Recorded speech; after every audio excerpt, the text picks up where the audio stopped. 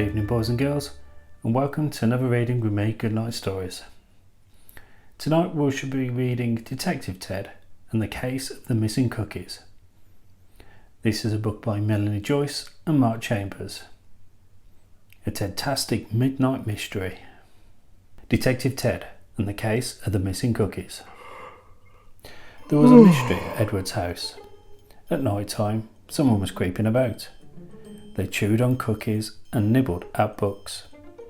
They left holes in slippers and Edward's old socks. The culprits came in the dead of night when everyone was tucked up tight. "There's nothing for it," Edward said. "I'll have to be Detective Ted. I'd better hurry, there's not much time. I must follow the clues and solve this crime." He followed a trail of cookie crumbs that led along the floor, past the big potted plant and the blue bathroom door. Then Ted saw a shape, a shadow lurking in the hall. It moved across the carpet, past the clock and along the wall. It wasn't a thief or a burglar at all. It was Sid the hamster creeping down the hall. "Help me please, Detective Ted," he said. "Burglars have stolen my food and all my straw from my bed."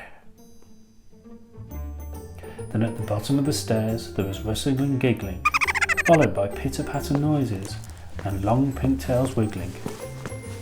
Suddenly the kitchen door closed with a click. "Come on," said Detective Ted. "We've got to catch them quick." Ted stood on a chair and opened the kitchen door. "Come on, Sid," he said, and grabbed him by the paw. There in the kitchen were 3 burglar rats who had snuck in the back door and tied up the cat. The greedy rats gobbled all the ice cream and jelly, then they rolled about laughing and rubbed their fat bellies. "We'll take all the swag," they said, "away to our nest. Then we'll sneak back in later and steal the rest." Suddenly in the hallway there was a very loud bong as the ratty old clock shook and struck 1. Everyone jumped, even the rats. They looked around startled and said, "What was that?" Suddenly Detective Ted slipped and his wooden chair wobbled. "Hold on," he said to Sid, but the chair rocked and toppled.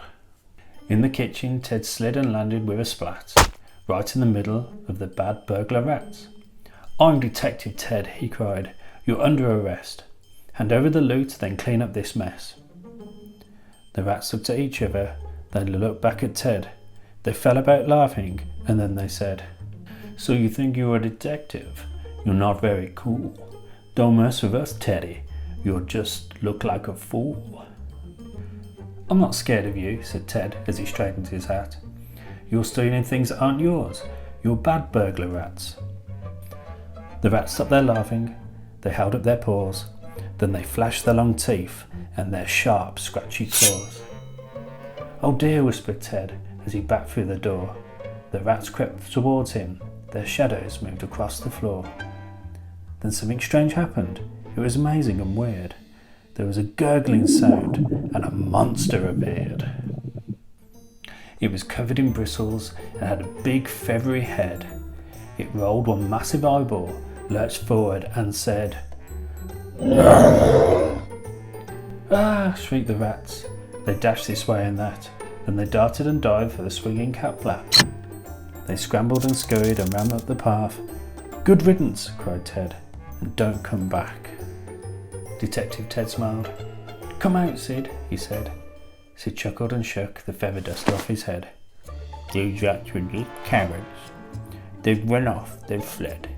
We make a great team, you and me," said Sid to Detective Ted. There was a mess to clean up. They had to get on.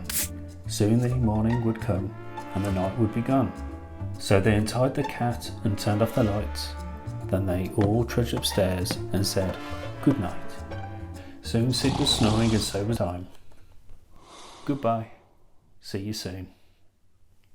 Well, boys and girls, weren't they some naughty rats? Fortunately for us, Detective Ted was on the case. Thank you for listening to me, Goodnight Stories. Please like, share and subscribe. Good night. Sleep tight.